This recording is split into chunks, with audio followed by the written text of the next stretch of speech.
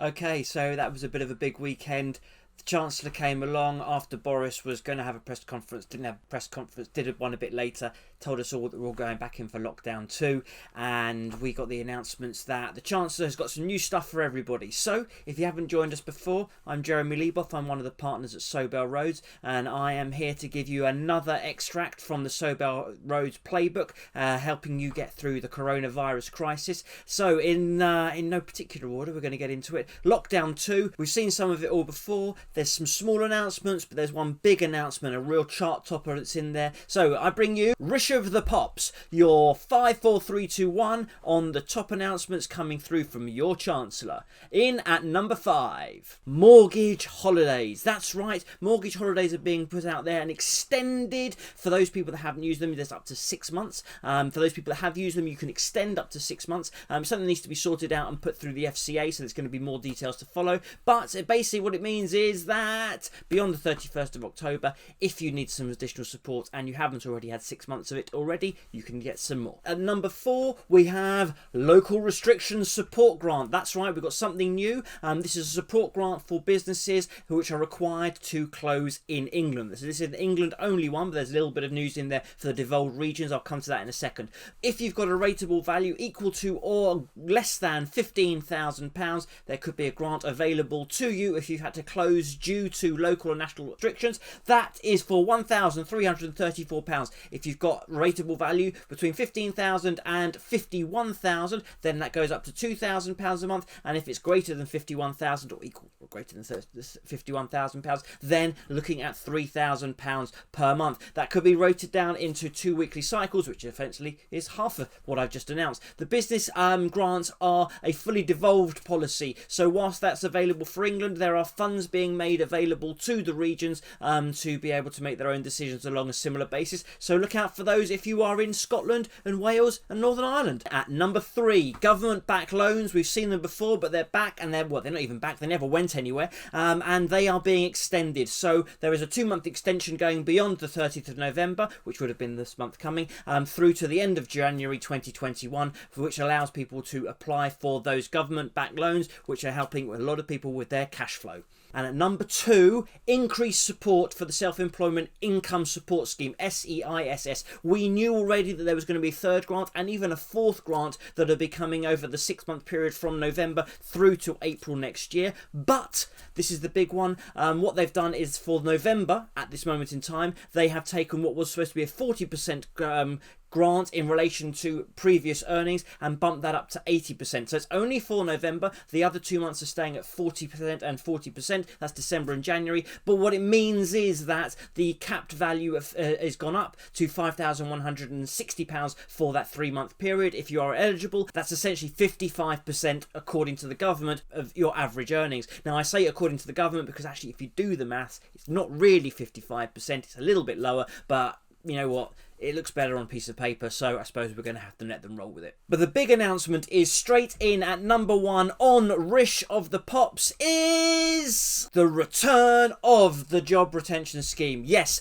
just when you thought it was going to be going away, it's back. In fact, it hadn't even gone anywhere, and it was already announced that it's coming straight back. The coronavirus job retention scheme is now the coronavirus job retention scheme extended. It's known as JRS to many, but to its friends and to me, it's just good old furlough. That's what we know it, and it's as reassuring as a pair of your favourite socks and a cup of tea. It's going to be open for an extra month until December the 2nd, when the current lockdown is due to end, we hope, and employees will receive 80% of their current salary, similar to what we've seen before for the hours that are not worked, capped at a maximum of £2,500. This is actually greater support than employees would have been receiving during October. It's open to all employers, no matter of their size, no matter on their charitable status, or if it's a non-profit status, but be aware it's not available to publicly funded bodies, but those who are partially public funded, there may be some of eligibility there. Read the small print, make some phone calls if that's the case. Businesses can either bring furloughed employees back to work on a part-time or full-time basis. There is an awful lot of small print when it comes to this one. So stuff we've seen before: need to have a regular UK bank account, UK PAYE scheme. You don't have to have previous use of the coronavirus job retention scheme.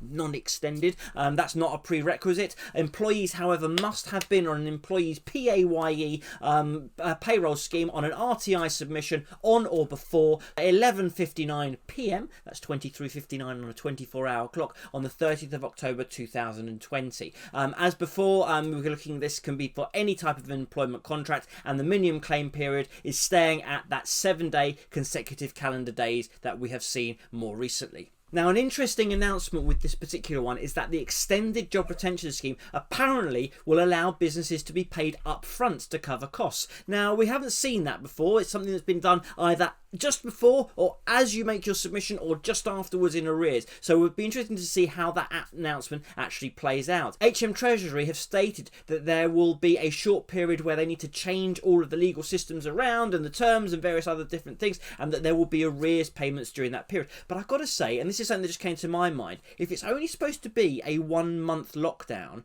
why are they going into all this effort to change around the system? Because by the time they've got through the arrears period and then get to an ahead period, it's only going to be a couple of weeks. So am I being cynical? I think there's a question in there. Anyway, we'll have to wait to see what Boris and all of the important people down at Downing Street decide when it comes to later in November and early December. If using the new extended job retention scheme on the flexible system, so this is the bit where you've got some people who are working a bit and then they're not working a bit, then you will need to be reporting both the hours that they've worked and the usual hours that they would have been expected to work. So it's going to be a little bit more complicated than before. Employers will pay the wages, the NIC, the employer's national insurance and the pension for the normal hours that are worked, which is what you'd expect. Employers will still be asked to cover the national insurance and the pension for the parts that are being covered by the regular grant, which HM Treasury estimate is about 5% of total employment costs. But as before,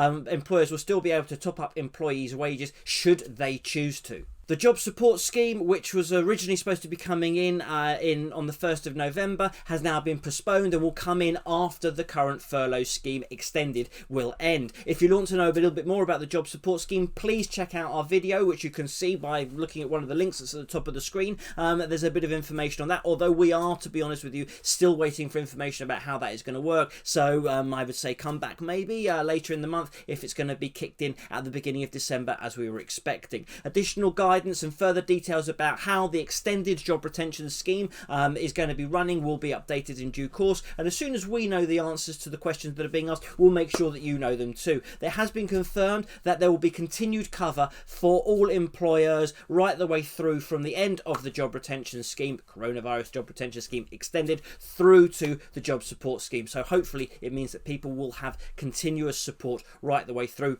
As always, we're trying to make sure that it's as easy as possible for our clients and for everybody else that we're coming into contact with and that we're helping out. Our tax department is there helping with calculations and the guidance and submissions in relation to the job retention scheme, and that will continue right the way through this extended period and on to when we do the job support scheme later in the year. If you've got any questions or queries, please feel free to contact our Director of Taxation, Tim Knight, at our offices on the regular number. We're also helping a lot of businesses out with cash flow forecasting, especially if they're looking to get support through the various loans, for example the C-bills, and this is becoming more and more important as people are looking to get projections. If you've got any questions or queries about that, if you want to get asked to give you a hand, then please contact our Director of Consultancy, Mark Rhodes, again at the usual number. Apart from that, thank you very, very much for joining us and for watching this video. I hope that you found it useful. Please feel free to subscribe and like and share, and look out for more information that comes from us. As soon as we know what the government are thinking, we'll try and make sure that we share it with you. Thank you very much and stay safe.